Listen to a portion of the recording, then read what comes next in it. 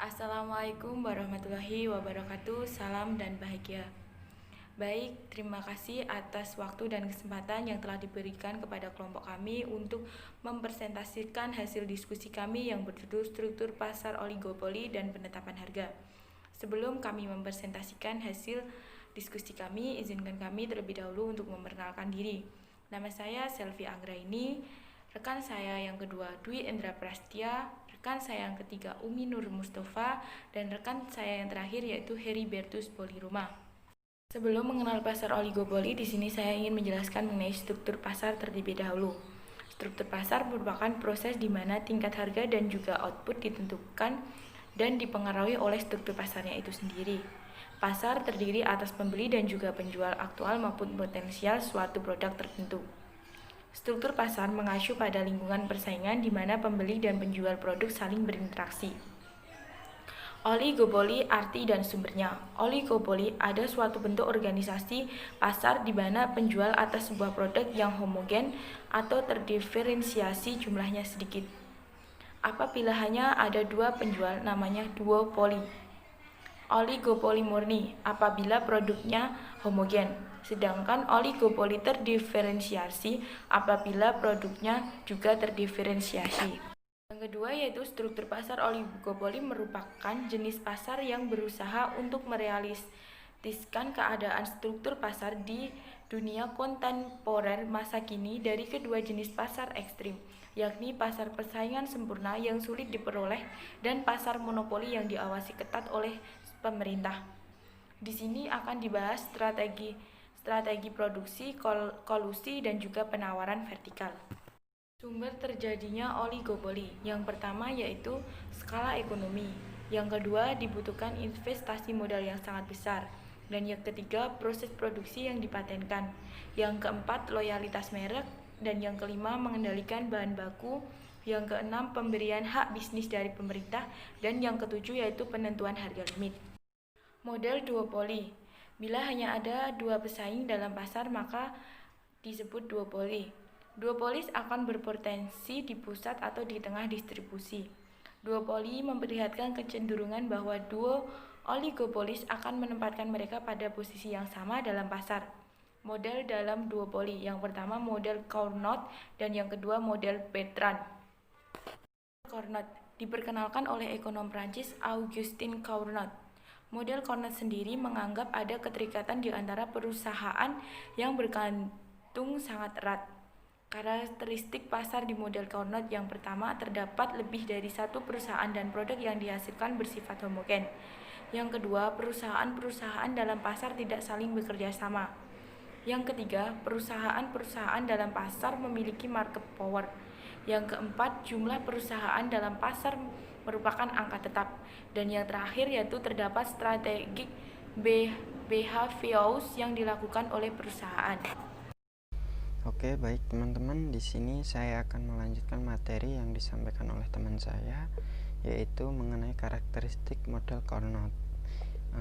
Asumsi dasar model Carnot yaitu setiap perusahaan akan berusaha memaksimumkan profitnya dengan harapan bahwa output decisionnya tidak akan mempengaruhi keputusan pesaingnya. Perusahaan menganggap bahwa output yang dihasilkan pesaingnya adalah tetap, sehingga semua perusahaan akan mengambil keputusan dengan mempertimbangkan output pesaingnya tanpa menyadari bahwa gerakan mereka masing-masing menjadi dasar pengambilan keputusan pesaingnya. Jadi model Carnot ini adalah kesamaan yang dilakukan perusahaan satu dengan perusahaan lainnya. Jika perusahaan satu melakukan penyesuaian, biasanya perusahaan lain juga akan ikut melakukannya. Untuk yang selanjutnya yaitu contoh model Carnot. Seperti yang dapat kita lihat di PPT, ini merupakan contoh kurva model Carnot. Yang selanjutnya yaitu model kurva permintaan yang terpatah. Diperkenalkan oleh Paul Swayze, jika perusahaan oligopoli menaikkan harga, perusahaan lain tidak akan mengikuti, sehingga permintaan akan elastis. Jika perusahaan oligopoli menurunkan harga, perusahaan lain akan mengikuti, sehingga permintaan akan inelastis. Implikasinya adalah bahwa kurva permintaan akan terpatah. MR lebih kecil akan dikontinuitas. Dengan perusahaan oligopoli tidak akan mengubah harga ketika biaya marginal berubah. Yang selanjutnya yaitu contoh kurva permintaan yang terpatah. Mengapa disebut kurva permintaan yang terpatah? Karena ketika menurunkan harga bukan malah meningkatkan permintaan, tapi justru malah menurunkan permintaan.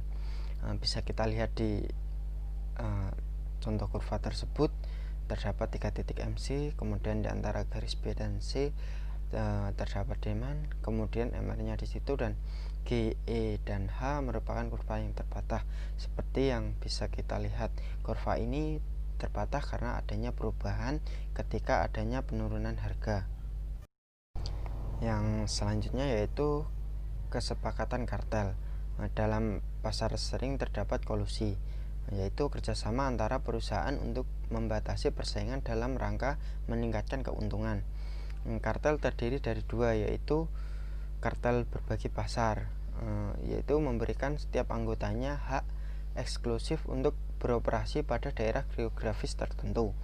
Yang kedua yaitu kartel terpusat, merupakan perjanjian resmi antara berbagai produsen oligopolistik garis suatu produk untuk menentukan harga monopoli, mengalokasikan output masing-masing anggotanya, dan menentukan bagaimana laba dibagikan. Baik, untuk materi yang selanjutnya akan dibawakan oleh teman saya. Baik, untuk selanjutnya akan dijelaskan oleh saya, Heribertus Boli Roma dengan NIM 2019-008146. Yang pertama mengenai kartel terpusat. Kartel adalah perusahaan resmi para produsen dalam sebuah industri yang menentukan berbagai kebijakan bagi seluruh perusahaan dalam kartel itu, dengan tujuan meningkatkan keuntungan total kartel tersebut.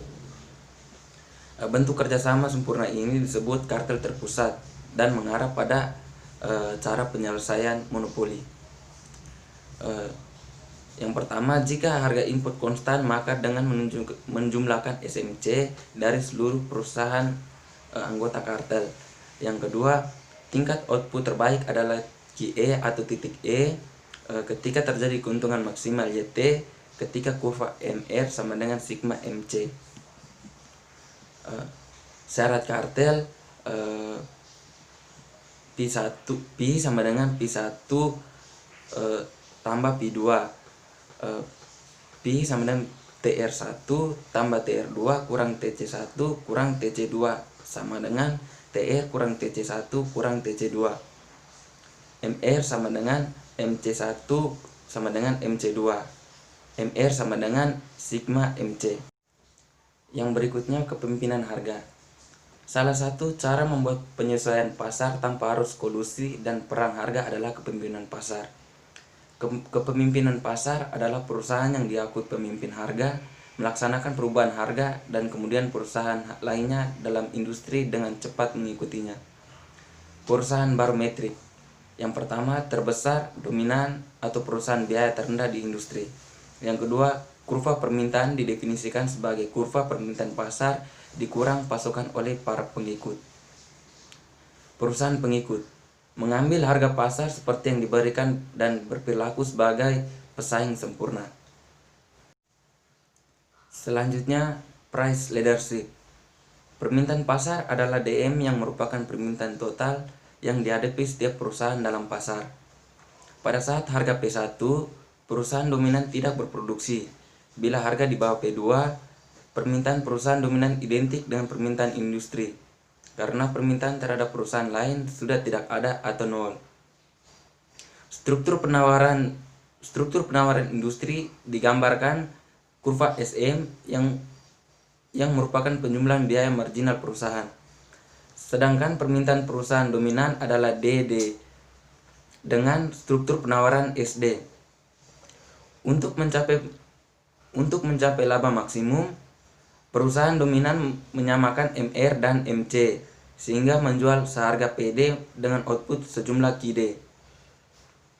Karena posisinya hanya sebagai penerima harga, perusahaan lainnya menetapkan jumlah produksi berdasarkan harga yang ditetapkan perusahaan dominan atau PD.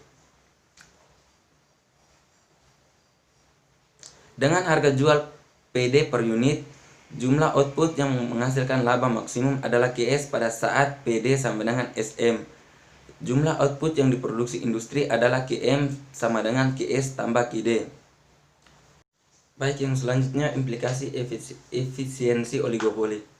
Seperti halnya monopoli, harga biasanya terjadi atas LAC, sehingga laba dalam pasar oligopolistik bisa tetap ada dalam jangka panjang karena ada hambatan masuk ke pasar. Oligopolistik biasanya tidak beroperasi pada titik terendah kurva LAC mereka. Biasanya terjadi alokasi sumber daya yang tidak efisien pada perusahaan industri oligopoli. Ketika memproduksi barang terdiferensiasi, mungkin akan terlalu banyak uang untuk pembuatan iklan dan perubahan model. Yang berikutnya, model maksimasi penjualan. Diperkenalkan oleh William Baumol.